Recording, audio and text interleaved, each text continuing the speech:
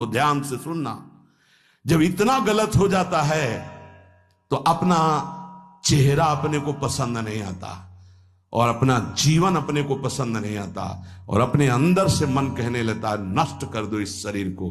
फिर वो जो आगे की लीलाएं होती, अच्छा ऐसा हुआ, फांसी लगा ली, जहर खा लिया, ये कर लिया, वो कर लिया। यदि तुम परमार्थ के पथिक हो, ये तीन बातें नहीं है तो तुम्हारा पतन हो चुका है। हमारा मन भजन में लेकर, होटलों में खाओगे, भजन में मन लगेगा, अशुद्ध आहार करोगे, मनमानी व्यभिचार प्रवृत्तियों का दर्शन, संभाषण और क्रिया करोगे और तुम्हारा मन सच्चिदानंद प्रभु में लग जाएगा। तमाशा समझा है, तमाशा समझ लिया अध्यात्म में मन को लगाना। अपनी दिनचर्या में इतना पावर है कि जहर भी समन हो जाएगा। मीरा जी का समन हो गया ना। अगर नियम है 1:45 बजे उठने का, स्नान का, तो 1:45 बजे ही उठना चाहिए, 2 नहीं बजना चाहिए। अपने पास सामर्थ्य होने पर नीचापमानम सुधा, वो नीच है, मुझ पर शासन कर सकते हैं, पर उसके द्वारा किए हुए अपमान को सह गए और अंदर से मनाया भगवान तुम्हें सुखी रखे, स्वस्थ रहो। जिसका इंद्रिय मनोनिग्रह युक्त समय व्यतीत होता है भगवत चिंतन में, वो महापुरुष है। अभी वर्तमान में ही है, चिंता मत करो, स्थिति जागृत होने में देर नहीं। सच्ची सच्ची तुम में बहुत सामर्थ्य है, जागो। अगर झुक गए तो रौंद दिए जाओगे। 8 बातें भगवत भक्त अपने जीवन में जांच ले कि है कि नहीं है, अगर ना हो तो धारण कर ले। पहला है, संत महापुरुष आपके जीवन में है कि नहीं, ये जांच करनी है। देखा है हमने, अगर किसी संत को आदर्श मानकर आप नहीं चल रहे हो तो दिमाग को खसकते हुए देखा, खसक गया है दिमाग। वो मनमानी आचरण केवल सिद्ध बनने के लिए कर रहे हैं। उनके आचरण ऐसे कि भोले भाले लोग ये समझे कि ये तो सिद्ध है। और जानते हो सिद्ध किसे कहते हैं?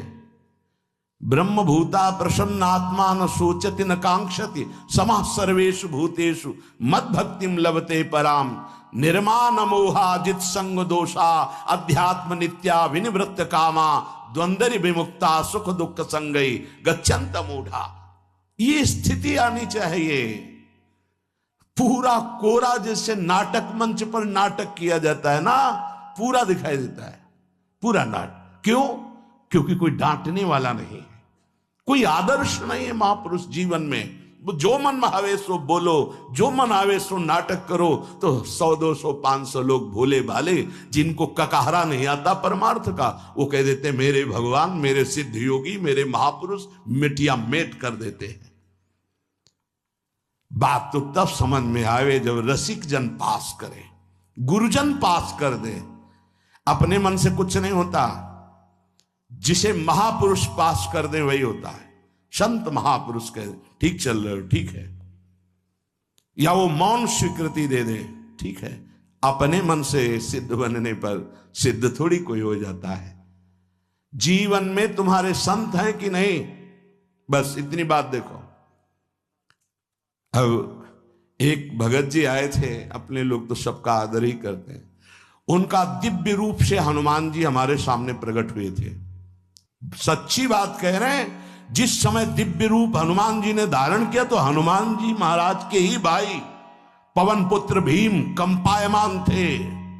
भीम जैसे हनुमान जी वैसे भीम, बड़े बड़े पर्वतों को अपनी टक्कर से चूर करने की सामर्थ्य रखने वाले। अभी पैदा ही हुए थे भीम और गोद में लिए हुए माता कुंती चल रही थी। अचानक सिंह निकला, दहाड़ हुई तो गिर गए भीम। तो जो जिस चट्टान पे गिरे चकना चूर हो गई चट्टान, और उस आवाज से भयभीत होकर भाग पड़ा सिंह। अभी गोद में बच्चा थे।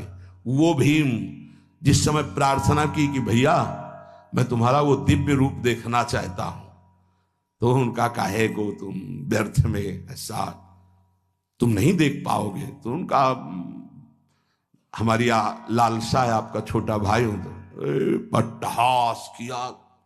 हनुमान जी का वो दिव्य रूप कि कंपायमान होकर कह रहे थे, हे वायुपुत्र, हे पवन पुत्र, तुम अपने रूप का संवरण करो, मेरी सामर्थ्य नहीं। और वो व्यक्ति ऐसे कह रहा, मैं दिव्य हनुमान। हम कह रहे पाखंड मत करो, ठीक से चलो तो ये सब भगवत स्वरूप अनुभव में आ जाएंगे।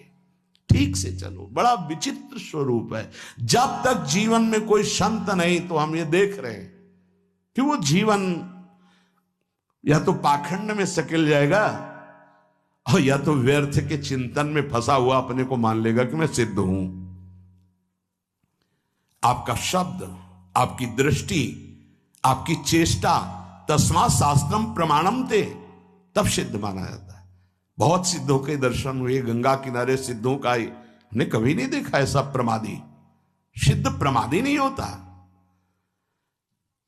95 वर्ष की आयु पूज्य स्वामी श्री ओंकारानंद सरस्वती जी महाराज 4 बजे एक अपने निज जन से कहते, वो स्वेटर पहना दीजिए। बोले स्वामी जी अभी तो धूप है। नहीं, अंदर अभी जाएंगे चिंतन में विक्षेप होगा, हमारे पास समय नहीं, डाल दो शरीर में।